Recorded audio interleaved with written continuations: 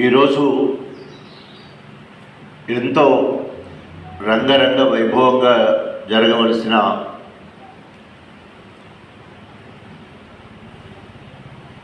పొట్లపల్లి శ్రీధర్రావు గారి 5వ సారి చైర్మన్గా ఎన్నిక కావడానికి గొప్పగా చేయవలసిన కార్యక్రమం ఈరోజు కడియం శ్రీ పుణ్యం అని చెప్పేసి తుసుమన్నది. కడియం శ్రీ పని అయిపోయింది. చావు కళ కొట్టొచ్చినట్టు కనబడుతూ ఉన్నది.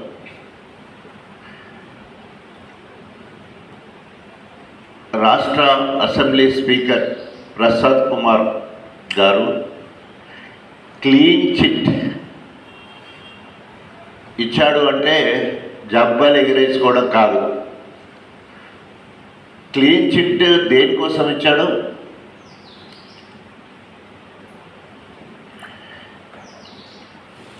నువ్వు బీఆర్ఎస్ పార్టీలో ఉన్నవని, నీ బాసు కేసీఆర్ అని, నీకు రాజకీయ పునర్జన్మనిచ్చింది కేసీఆర్ అని, కేసీఆరే నీ రాజకీయ దేవుడని స్పష్టంగా స్పీకర్ చెప్పడం జరిగింది.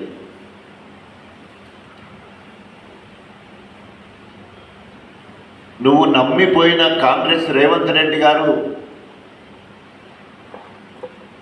ఏమన్నాడు అంటే, నిన్ను చీగొట్టి నువ్వు బీఆర్ఎస్ ఎమ్మెల్యే ఫోన్ వెళ్ళగొట్టిండు. పోయి నువ్వు బీఆర్ఎస్ ఎమ్మెల్యే అని చెప్పుకో అన్నాడు. ఇంకొక అడుగు ముందుకేసి పార్టీ ఫిరాయించిన వాళ్ళను రాళ్లతో కొట్టి చంపండి అంటే, కడియం శ్రీని కొట్టి చంపండి అని చెప్పేసి రేవంత్ రెడ్డి గారు అన్నారు. నువ్వు మా ఎమ్మెల్యే కాదని రేవంత్ రెడ్డి చెప్పిండు. నువ్వు పార్టీ ఫిరాయిస్తే రాళ్లతో కొట్టి చంపండి అని చెప్పేసి రేవంత్ రెడ్డి చెప్పిండు. రాళ్ళు కొట్టాల్సింది ఎలా? బీఆర్ఎస్ నాయకులు కార్యకర్తల, లేదా కాంగ్రెస్ కార్యకర్తలు నాయకుల, లేదా ప్రజల నీ బతుకెందుకు?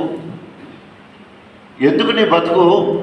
అందరూ నిన్ను రాళ్లతో కొట్టుడు ఒక దగ్గర, ఆడవాళ్ళేమో చీపుర్లతో కొట్టుడు ఇంకో దగ్గర. అరే రావయ్య శ్రీహరి గారు, మంచిగా బీఆర్ఎస్ పార్టీకి వస్తే నీకు బ్రహ్మరథం పడతాం, 1000 కన్నులతో నీకు స్వాగతం పలుకుతామని చెప్పేసి నీ మాటను, నువ్వు ఒప్పుకున్న మాటను నిజం చేద్దామని. నేను బీఆర్ఎస్ పార్టీ ఎమ్మెల్యేను, నేను బీఆర్ఎస్ పార్టీకి రాజీనామా చేయలేదు. నేను బీఆర్ఎస్ పార్టీకి నెలకు 5,000 ఆఫీస్ ఖర్చు కింద ఇస్తున్నా. నేను ఎప్పుడు కూడా బీఆర్ఎస్ పార్టీ విప్పును వ్యతిరేకించలేదు అని చెప్పినావు కదా. పనిచేయడం వల్ల దాదాపు 10 సంవత్సరాల్లో ప్రధాన ఆలయాలు, 2వ తిరుపతిగా పిలిచే బుగులు వెంకటేశ్వర స్వామి ఆలయం కావచ్చు, అదేవిధంగా వీరాచల రామచంద్ర స్వామి టెంపుల్ జీడికల్ కావచ్చు, కోట్లాది రూపాయలతో రూపురేఖలను మార్చడం జరిగింది. It is a challenge. Kadiyam Sri, నీకు దైవభక్తి ఉంటాయి.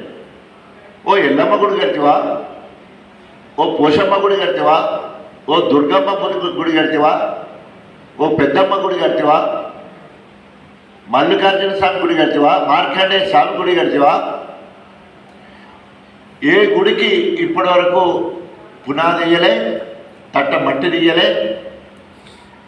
ఈరోజు ఇక్కడ కనబడుతున్న అభివృద్ధి మొత్తం కూడా బుగులు వెంకటేశ్వర స్వామికి సంబంధించిన అభివృద్ధి మొత్తం కూడా బీఆర్ఎస్ హయాంలోనే జరిగినాయి. అప్పుడు మంజూరైన పనులే ఇంకా నత్త నడకన నడుస్తున్నాయి.